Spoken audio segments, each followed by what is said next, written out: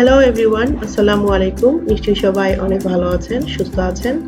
তো আজকে ডাবলি মটর ভুনা করেছিলাম ইফতারে। তো সেই রেসিপিটাই আপনাদের সাথে শেয়ার করব। সবসময় ছোলার ভুনা খেতে ভালো লাগে না, মাঝে মাঝে একটু রুচি চেঞ্জ হলো।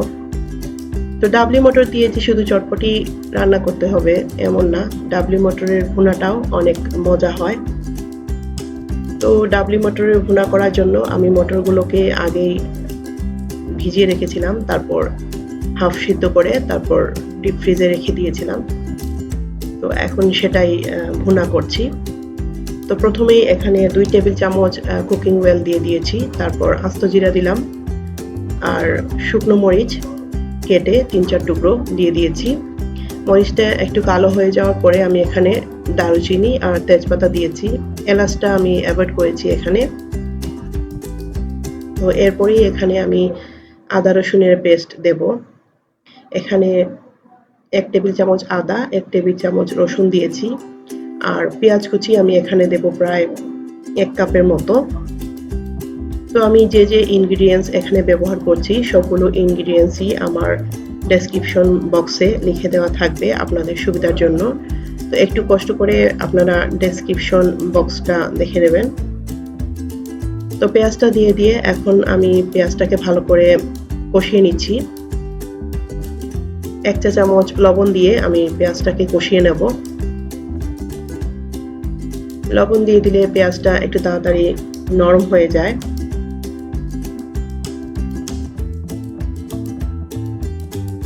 পেঁয়াজটা কষিয়ে নিয়ে তারপর আমি এখানে শুকনো যে মশলাগুলো আছে সেগুলো দিয়ে দেব। তো প্রথমেই আমি হলুদ গুঁড়া দিচ্ছি 1 চা চামচ, ধনিয়া গুঁড়ো দিচ্ছি 1 চা চামচ, আর জিরের গুঁড়ো দিচ্ছি 1 চা চামচ, আর মরিচের গুঁড়োটা আমি 2 চা চামচ দেব, কারণ এখানে যেহেতু আমি টমেটো পিউরি ব্যবহার করব যাতে মিষ্টি বেশি না হয়ে যায়, একটু ঝাল ঝাল হলো। 2 চা চামচ মরিচ দিয়ে এখন আমি এটাকে ভালো করে মিক্স করে নেব। কষানোর সুবিধার্থে এখানে আমি অল্প একটু পানি ব্যবহার করব যাতে মশলাটা পুড়ে না যায় আর সুন্দরভাবে কষানো হয়ে যায়।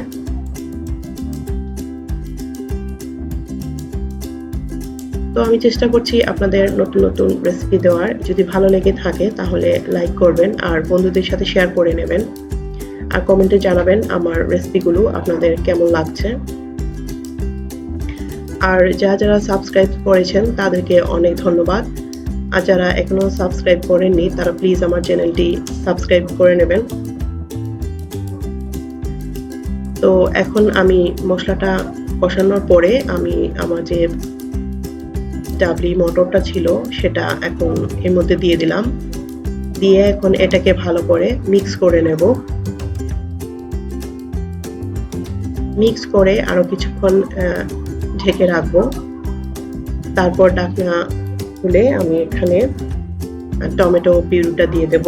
এখানে কিন্তু টমেটোর সস ইউজ করি নাই, আমি টমেটো পিউরি ইউজ করেছি। টমেটোটাকে কেটে তারপর এর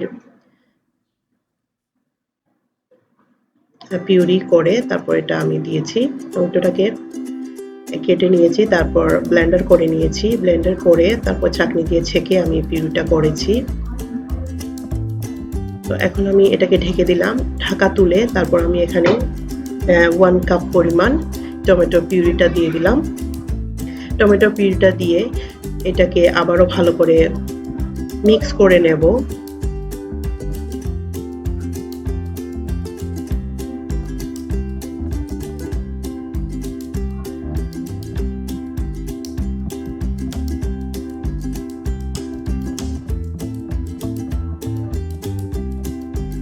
এখানে আমি যেহেতু শুকনো মরিচ দিয়েছি তারপরেও দেখার সৌন্দর্যের জন্য আমি আবারও কাঁচা মরিচটা দেব আর ধনেপাতাটা দিয়ে দিচ্ছি। আর 5 ফোড়নের গুঁড়ো আমি এখানে 1 চা চামচের মতো ব্যবহার করব।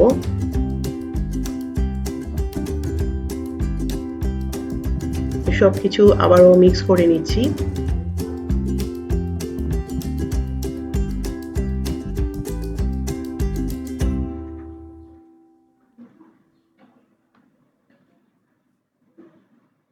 এবারে আমি এর মধ্যে পাঁচফোড়নের গুঁড়োটা দিয়ে তারপর এটাকে ঢেকে দিলাম। তো এই তো আমার ডাবলি মটর ভুনা হয়ে গেল। যদি ভালো লেগে থাকে তাহলে কমেন্টে জানাবেন। আজকের জন্য এইটুকুই। সবাই ভালো থাকবেন। আল্লাহ হাফেজ।